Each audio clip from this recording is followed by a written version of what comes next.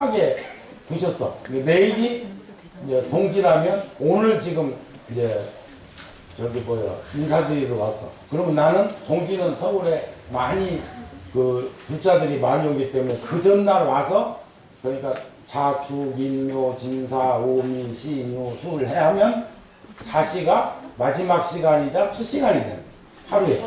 그리고 저 동지가 마지막 시간이자 한 해의 첫 시간이기도 해. 만나는 지점이라고. 그러니까 나는 나대로 예의를 갖춘다고 온 거예요. 그런데 노스님이 이제 서울 올라가겠습니다. 저녁 때 그렇게 이제 인사를 드리니까 밖으로 추운데 나오고 그게 무지하게 추웠어. 나오셔. 아유 노스님 나오지 마세요. 그러니까 여기까지 오신 일을 손자 상장이 돼. 손자. 그러니까 여기까지 오신 이도 있는데 하면서 기어이 나오셨어. 그랬을 때 감격 안 할 사람 있을까? 감동이지 감동. 그런 그 어른들의 그 그늘, 그런 보살기, 그런 자양분이 결국 나 같은 사람 아마 절에서 살게 만든 근본 힘이었다고 생각했어. 그분들이 붙은 일은 없다. 제가 25살 때 송도사 대웅전에서 법문을 했는데 그것도 그냥 법문 허락해서 준비해가지고 올라갔는데 송도사 월화스님, 벽안스님, 이람스님, 우성스님 전부 노스님들이요. 의관에 전부 딱 먼저 와 계셔. 신도, 대중스님 25살짜리한테 법문 시켜놓고 이거 학인 법문 아니야? 그렇다고 그때 내가 뭐 드러나가지고 크게 뭐 활발하게 먹은 것도 단 군에 있을 적에 사병으로 있으면서 절을 2개 지었다는 거 정도.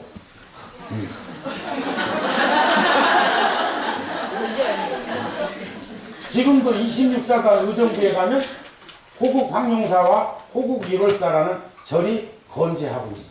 그게 74년도, 75년도 내가 지은 절. 그리고 그런 것은 있었다고 하더라도 크게 드러난 것 같지가 않은데 요즘 25살 아다.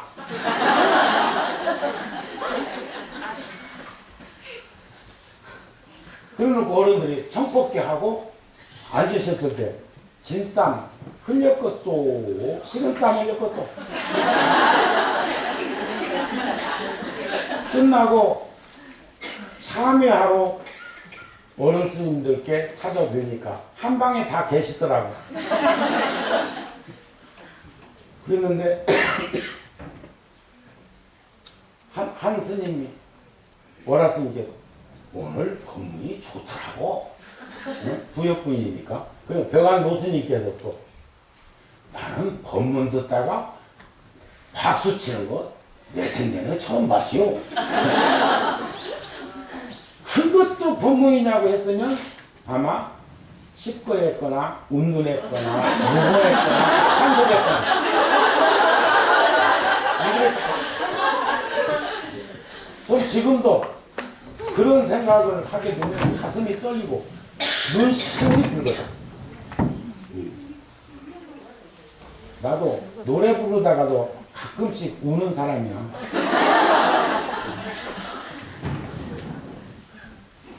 뭔 노래 부르다 그랬냐고? 모닥불 같은 거. 그것도 모닥불 피워놓고 하면 더. 우리 그 같은 또래 선배들이랑 자상동천에서 저 정월 열난날 내일 해제한다고 모닥불 피워놓고 거기서 이제 도란도란 얘기하다가 이제 불 꺼질 무렵 이제 뭐 돌아와야 된다는 생각으로 하는데 누가 먼저랄 거 없이 그 노래가 나왔는데 노래하다 보니까 참 눈가에 수정체가 다 맺혀 있어. 슬퍼서 그랬을까 기뻐서 그랬을까. 그건 해본 사람만 그런 어떤 만남, 그런 느낌, 그런 관계 이런 것들이 바로 고반 선후배의 그런 역학관계가 아닐까 그런 생각도 해보게 되더라. 그런 말씀입니다. 그래서 저는 지금 운문사에 계시는 어른 스님들께서 학인 스님들께 다 자상하게 잘하고 계시지만 여러분들도 훗날 어른이 되면 제가 아까 말씀드렸죠. 어른의 그늘 밑에서 성장한 정우는 앞서가신 어른들의 울타리가 되어드리려고 합니다. 아까 이 얘기 다 못했는데 부하스님 같은 경우는 친일파로 몰리고 반민족 행위자로 낙인 찍힐 뻔 알았던데 2007년도에 제가 5월 말에 주지소임 맡아가지고 와서 한 달 유예기간 남겨놓고 신청했어. 그리고 자유롭게 해드렸어. 친일 인명사전에서 이번에 빠졌어. 반민족 행위자로도 빠졌어. 그 연유는 뭐냐? 간단해. 만해 한용운 스님이 1910년도부터 24년까지 통도사 주지를 하셨는데 만해 스님이 1944년도에 해방 한해전에 열반하셨는데 혀를 깨물고 죽어도 친일파 밥 안 얻어먹어. 통도사 안양암이라는 곳에 오셔서 그곳에 오셔가지고 불교 대전 불교 유신론 집회를 하셨어. 그러면 그것만 봐도 물증은 없지만 심정적으로 그분이 친일파가 아니라는 거예요. 또 만세운동에 1919년 만세운동에 통도사 박물관에 있던 통도중학교가 폐교당했어.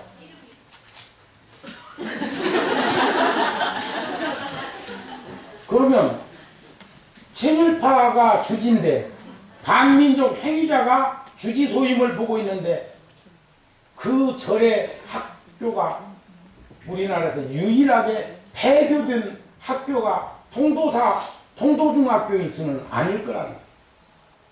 그런 것 등등 해서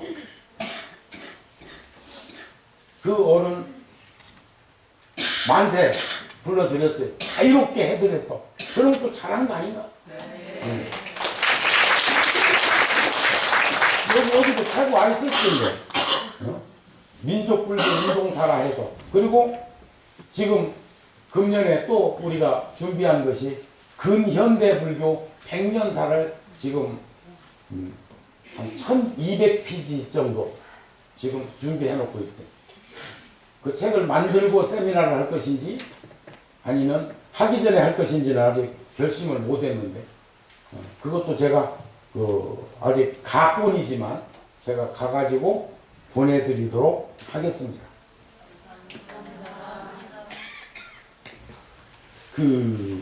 만들어진 신이라는 책이 있어. 무지하게 두꺼워가지고 내가 그거 지금 한 3년째 보는데 다 못 봤어. 그리고 요 강사 스님들도 계시지만 실질적으로 어느 날부터인가 한 권의 책을 몰라. 소설은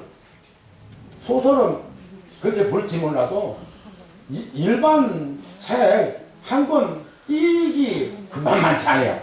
그냥 그 잔뜩 싸놓고 이놈 찔끔 저놈 찔끔 이 반찬 조금 먹었다 저 반찬 좀 먹었다 뭐 자료 빼보는 정도일 뿐이지 그 책을 다 안 봐주더라고. 근데 거기 보니까 누군가 번뇌 망상에 시달리면 정신 이상이라 하고 만들어진 신의 첫머리에 나오는 거예요. 많은 사람들이 번뇌 망상에 시달리면 종교라 하더라. 서양 사람도 이런 말을 하대. 네? 그러면서 그 밑에다 뭐라겠냐? 좀 과장해서 말하면 미국에서 종교에 대해서 농담하는 것은 미국 제한군인 회관 앞에서 미국 국기를 태우는 것만큼이나 위험하다 그랬어. 종교 얘기를 미국 써는 것은 제한군인이라는 게 월남전, 한국전 등등등 이란, 이라크 파병 했던 사람들이 모이는 그곳에 가가지고 미국 국기 태우는 것만큼이나 위험하다고 표현해놨어. 이건 내 소리가 아니고 니체스 도킨스?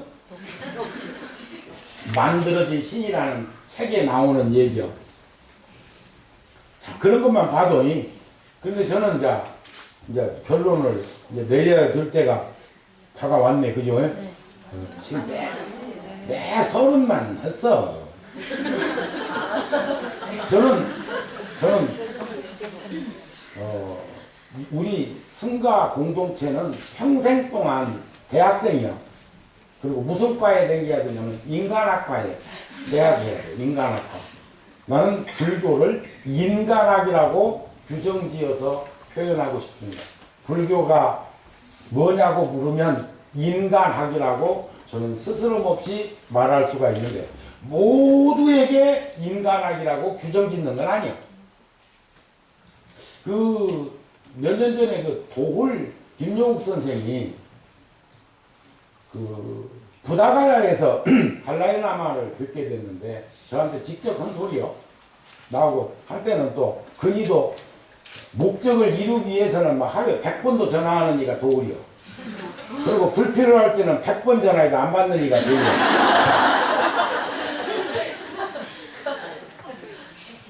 하지만 모든 경전에서 보면 그 경전이 최고의 경전이라고 말씀한 것처럼 저는 그 철학자를 존중하는 사람입니다. 신봉하는 사람은 아니고 존중하는 사람이에요. 연유는 뭐냐? 어떤 경전이나 어떤 교서를 강의를 하더라도 최선을 다하고자 노력하는 그 모습을 높이 평가한다. 그런 말입니다. 그런데 저한테 이설 짓고 하기를 뭐라고 하냐? 달라이라마를 뵙고 불교가 무엇입니까? 하고 여쭙더니 여러분들이 한번 나한테 물어봐. 불교가 무엇이오? 하고 물어봐. 불교가 무엇입니까? 인간학이니라. 네? 네. 못 알아듣네. 이제 인간학입니다. 이랬으면은 이제 대답을 했을 텐데 그러니라 그거는 문법적으로 그랬다 그 말이야. 또 말이 그렇다 그 말이지 뜻이 그런 건 아니니까 거기 얼굴 붉힐 일은 없고 지금 굳어가지고 저기 어른도 계신데 그래? 그런데 주관적인 철학자가 와서 불교가 뭐냐고 물으니까 객관적인 과학을 들어서 불교는 과학입니다 이랬어.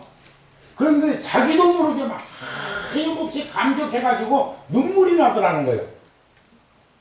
그 말을 들으면서 그럴 수 있겠다. 그러면 과학자가 와서 불교가 무엇이라고 물었다면 달라이라마께서는 뭐라고 했을까? 철학입니다 그랬을 거예요.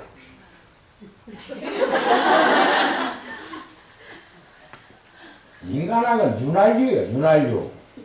학문적으로 그렇게 표현할 건 없고 내가 생각할 때 그러더라는 거예요. 그런데 훗날 내가 1980년도인가 벌써 그러니까 한 30년 전에 한창 마하무드라의 노래, 사라의 노래, 반야심경, 금강경, 장작, 나준희 씨 책이 막 한창 또 판을 칠 때가 있었어. 그런데 그 책, 그리고 한 30년 전이면 내가 한 30 초반? 아니면 20대 후반 정도 그 책 보다가 내가 기독교로 말하면 부흥사처럼 방방방방 뜨고 막 말이 막 청산유수로 내가 지금 말을 잘 못하는 편인데 그때는 막 청산유수였어. 막 밤새도록 막 말을 해도 끝이 없거든. 그런데 써있더라는 거예요. 허공에. 내가 이 얘기하고 있는 것이 차분하게 지금은 상대인의 차분하게 하는 겁니다. 이성적이고 객관적으로 지금 하고 있는 거예요. 다만 시간이 너무 빨리 가기 때문에 조금이라도 아끼려고 톤을 좀 빨리빨리 지금 넘어가고 있어서 그렇지. 근데 이러다가 내가 돌겠구나. 맛이 가겠구나. 그래도요. 조금 이상하면 내가 좀 이상하지인데 맛이 간 사람은 전혀 몰라. 술 먹는 사람도 한두 잔 먹었을 때는 걸릴까 봐서 대리운전도 시키고 차를 놓고 택시도 타는데 잔뜩 먹은 놈 치고 대리운전하는 사람 잘 없어. 괜찮아. 네? 이러고 운전도 안 한다. 세상이라는 게 그렇다니까. 맛이 파싹 가면은 몰라. 뭔 말인지 알았어? 네. 그래서 그 책을 싹 불질러 태워버렸어. 아, 내가 더 이 책을 가까이 해서 안 되겠구나. 근데 그런 유형들의 책. 한때는 20대 때는 반야 사상에 또 심취됐다가 또 후반부에 가서는 밀교 쪽에 또 막 딴따라 수행법이라든지 티베트 불교 쪽에 또 상당히 관심이 많았었고, 요즘은 열반경에 아주 심취해 있어. 왜냐하면 아무데나 넘겨가지고 법문하면 다 법문이다. 열반경이 무궁무진한 자유가 현상계에서 우리가 벌어지고 있는 일들, 대중들이 다 알아들을 수 있는 이야기들이 꽉 찬 게 열반경이요. 그러니까 여러분들 등한하지 말고 그거 딱 옆구리도 하나 차고 다니면 어디가 법문화 될 때 아무데나 인연대로 집으면 다 법문이야. 예를 들어 열반경에 그런 말씀이 있거든.